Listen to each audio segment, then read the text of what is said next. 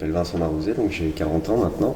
Concernant mon parcours de croyant, il y a forcément eu des étapes comme tout le monde. Moi, j'ai suivi une éducation religieuse dans mon enfance, plutôt appuyée par ma maman, qui était issue d'une famille beaucoup plus pratiquante que du côté de mon papa.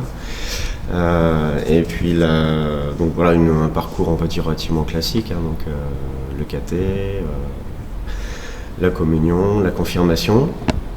Donc ça, c'était quelque chose d'assez naturel où je me posais pas vraiment de questions finalement. Donc voilà. Et puis le premier tournant, disons, c'est donc ma maman est tombée malade, donc a été victime d'un cancer qui l'a emporté quand j'avais 15 ans. Donc 5 ans de difficiles quand même, hein, donc des souvenirs toujours un peu pénibles, beaucoup d'émotions évidemment, mais aussi c'était quelque chose aussi de très formateur malgré tout, qui me sert encore aujourd'hui, mais bon, c'est pas ce qui nous intéresse. Donc à ce moment-là, 15 ans, c'est quand même une période où, voilà, un âge où on se construit aussi, on se construit tous les jours, mais là particulièrement, donc on a besoin de repères, on a besoin de voilà. Et à ce moment-là, je me suis dit, où est la justice de Dieu que j'apprends depuis que je suis tout petit, pourquoi il m'a pris ma maman? Pourquoi il l'a ramenée près de lui? Alors, je me dis maintenant effectivement que peut-être que lui il en avait besoin à ce moment-là. Et puis voilà, nous on a encore de l'aide sur Terre pour pouvoir nous aider à grandir, ce qui a été le cas pour moi d'ailleurs. Et donc sur le coup, oui, j'ai eu vraiment beaucoup de mal à comprendre, beaucoup de mal à comprendre. C'est un sujet qu'on aborde quasiment pas avec mon père. Voilà, parce que c'est traditionnel, on se parle assez peu de choses intimes avec mon père, mais c'est comme ça. Et du coup, c'est un sujet qu'on a, à cette époque-là particulièrement, qu'on a très peu pas abordé. Et donc je me suis vraiment, c'est une période où je me suis vraiment complètement éloigné de Dieu, où je me suis dit, est-ce qu'il existe vraiment? Et je me suis donné la réponse négative en fait. Donc voilà, après le parcours continue, la vie continue, les études ont quand même globalement réussi. Une entrée dans la vie active, avec toujours et particulièrement là pour le coup du côté de mon père, cette idée de voilà, il faut réussir, disons socialement, et je me rends compte maintenant de plus en plus dans l'apparence, disons, c'est-à-dire il faut une belle maison, il faut une grosse voiture, il faut ceci, cela. Ce qui est important, ce qui a pas, effectivement, on a besoin d'avoir un minimum, on se complaît et c'est toujours plus agréable d'avoir un petit peu de confort autour de soi. Et ces dames y sont aussi particulièrement attachées aussi, hein, c'est une sécurité quelque part. Donc voilà, je me suis attaché dans cette période-là à faire en sorte qu'il y ait suffisamment de confort, notamment matériel, pour mon épouse, pour mes enfants, ce que je pense globalement avoir réussi, donc elle y a contribué, et il y contribue toujours, hein, je ne suis pas la seule source de revenus de la maison. Pour autant, voilà, j'étais vraiment dans cette idée-là, voilà, il faut travailler, passer beaucoup de temps au travail, gagner de l'argent, et quelque part, je ne vais pas dire que ça se voit, mais c'est implicite, quoi. Donc vraiment beaucoup dans cette idée-là. Et puis finalement, mon milieu professionnel m'a encouragé dans cette voie-là, dans le sens où mes collègues de différents niveaux étaient également dans cette logique-là, pas tous, mais en une grande partie.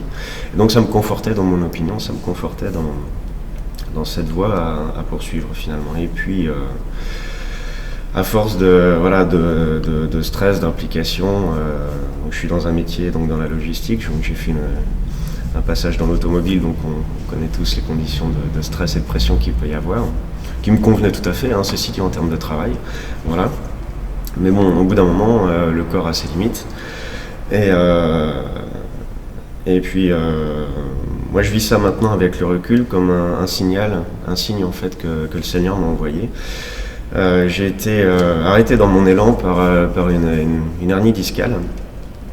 Donc pour ceux qui connaissent, c'est quelque chose d'assez, enfin, en ce qui me concerne, de vraiment très douloureux. Donc ça a mis du temps avant de se déclarer. Hein. Donc c'était des maux de dos répétitifs, une sciatique qui s'est installée vraiment sur le long terme et qui devenait vraiment insupportable. Donc j'ai été, on va dire, coupé dans mon élan.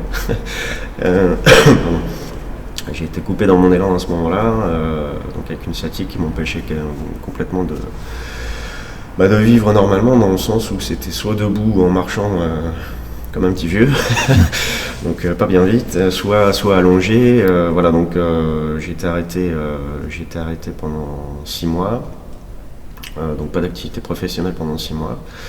Une vie quand même relativement difficile. Physiquement, c'était vraiment dur, hein, vraiment dur. Et puis je devenais vraiment, pas agressif, mais les nerfs à fleur de peau. Donc un peu, l'image c'est un peu, je pense, comme un fumeur, un gros fumeur qui arrête de fumer d'un coup. J'imagine que c'est un peu une sorte de sevrage finalement. Donc avec le recul, je me rends compte qu'il y a un petit peu de ça quand même. Et donc à ce moment-là, donc on a des amis qui sont pas spécialement croyants ni spécialement pas pratiquants, mais qui avaient dans leur entourage une personne que j'admire même encore aujourd'hui, que je vois de temps en temps, qui est un magnétiseur, qui est lui pour le coup profondément croyant, profondément pratiquant, et là pour le coup il se cache pas de le montrer dans son cabinet, notamment dans la petite salle d'attente où on a tout le temps de s'enrichir de toute la lecture qu'il y a sur les murs. Donc c'est des citations, c'est des petites phrases, c'est des petites choses, des remerciements de gens. Et donc au moment de rentrer dans son cabinet, parce que moi ça s'est vraiment passé à ce moment-là, c'était vraiment un choc, vraiment un choc, dans le sens où il y avait beaucoup d'a priori de mon point de vue déjà, en disant magnétiseur, j'y vais, j'ai plus rien à perdre quelque part, allons-y, ça peut pas faire de mal, hein. C'était vraiment l'idée à ce moment-là. Et donc je suis allé le voir, donc après 7h30 d'attente dans le cabinet où on se met en condition, disons. Je suis entré, puis un petit bonhomme bien jovial a ouvert la porte, un sourire incroyable, c'était déjà pas l'image que je m'en étais faite. Et puis donc je pense qu'il a très vite senti, et même avant que je rentre, ce qui m'amenait là, et l'état d'esprit dans lequel j'étais. Donc ce côté plus croyant, ce côté pragmatique, ça c'était de la déformation professionnelle, hein, des choses très terre à terre, planifiées, etc. Donc, et puis je pense que mon mal de dos et ma sciatique à ce moment-là étaient plutôt particulièrement visibles. Il m'a demandé de m'asseoir, je pouvais pas m'asseoir forcément. Il m'a dit essayez quand même. Et puis il m'a fait parler, et la première chose qu'il m'a dite quand je suis entré, au moment où je me suis assis, donc on se serre la main évidemment, et il me dit votre maman est morte. Donc c'est une personne que j'avais jamais vue, hein, jamais entendu parler avant, qui je pense pas avait pris le temps de faire quelconque recherche sur moi, parce que des patients, oui, quelque part des patients il en voit des dizaines et des dizaines par jour, encore aujourd'hui. Donc la recherche Google, je pense que c'était absolument pas la préparation qu'il avait pu faire. Et donc il m'a dit votre maman est morte. Je lui ai dit oui. Et il me dit c'était un cancer. Je lui ai dit oui. Et alors là déjà, mais je pense que c'était volontaire aussi de sa part, pour essayer de faire tomber un petit peu l'armure. Parce que c'était ça, hein, l'armure.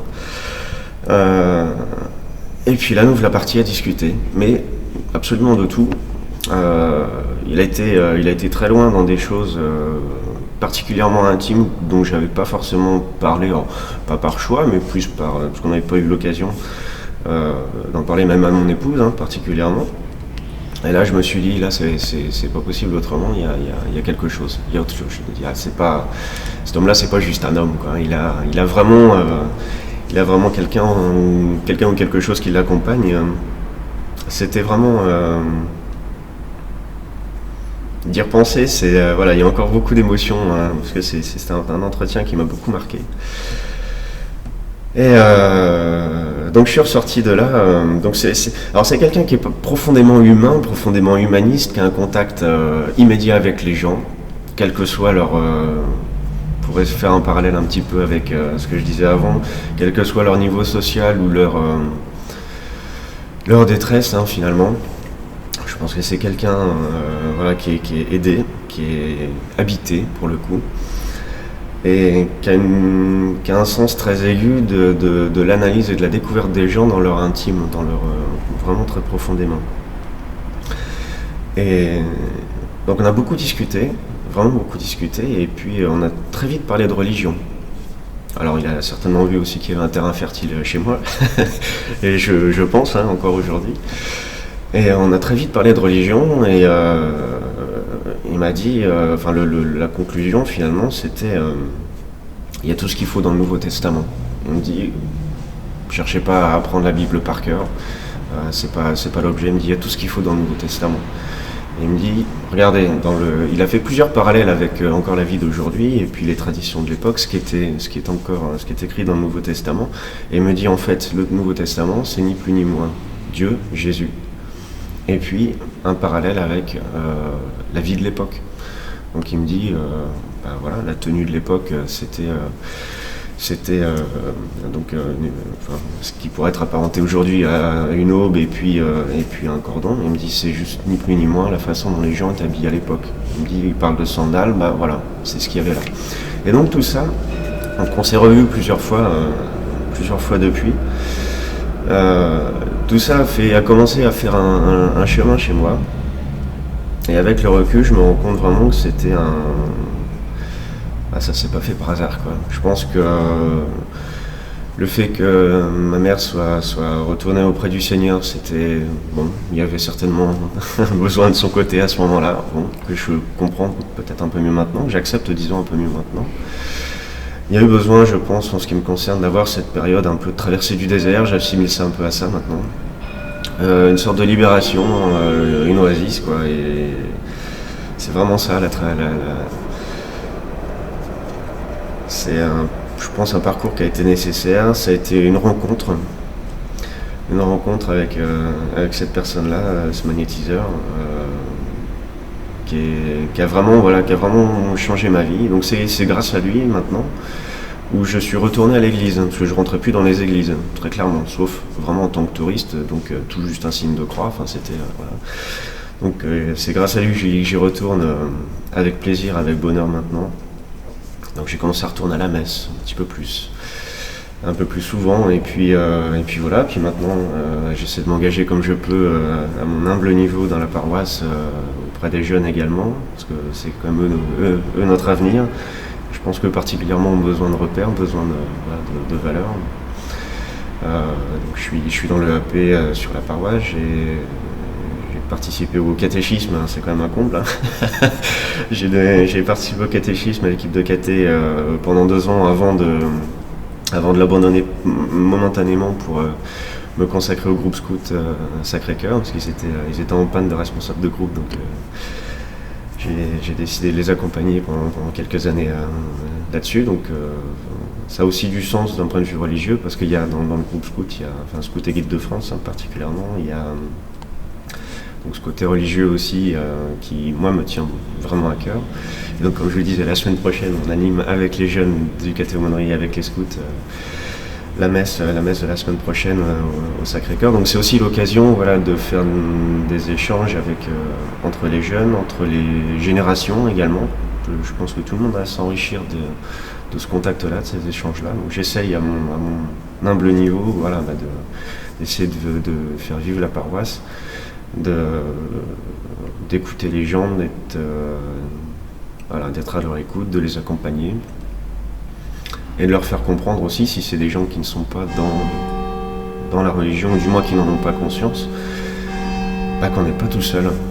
On n'est pas tout seul, et je pense c'est ça que je crois maintenant profondément, c'est qu'on est toujours accompagné et qu'il faut juste faire confiance, quoi. Donc il y a un terme qui est un petit peu à la mode, peut-être un peu galvaudé, mais auquel je crois maintenant particulièrement, qui est le lâcher prise. On n'est pas maître de tout. C'est ce que je retiens de ma petite histoire, c'est qu'on n'est pas maître de tout, ce que je pensais avant. On ne peut pas tout planifier, on ne peut pas tout choisir. Il y a des choses qu'on peut, alors oui. la couleur des vêtements, ou la marque des vêtements qu'on choisit d'acheter, ou la marque de la voiture, etc. Mais pour autant, le sens profond de la vie et le sens qu'on veut donner à notre vie, c'est à nous de le découvrir, c'est pas forcément à nous de le choisir, mais à nous de le découvrir, et encore une fois accompagné du Seigneur. Ça, c'est ce que je crois maintenant profondément, et voilà, depuis ces 5 années que je vis maintenant comme depuis mon retour à la foi, finalement, ça a été progressif, mais c'est ce que je crois particulièrement. On n'est pas seul, quoi. On n'est pas seul, il faut faire confiance.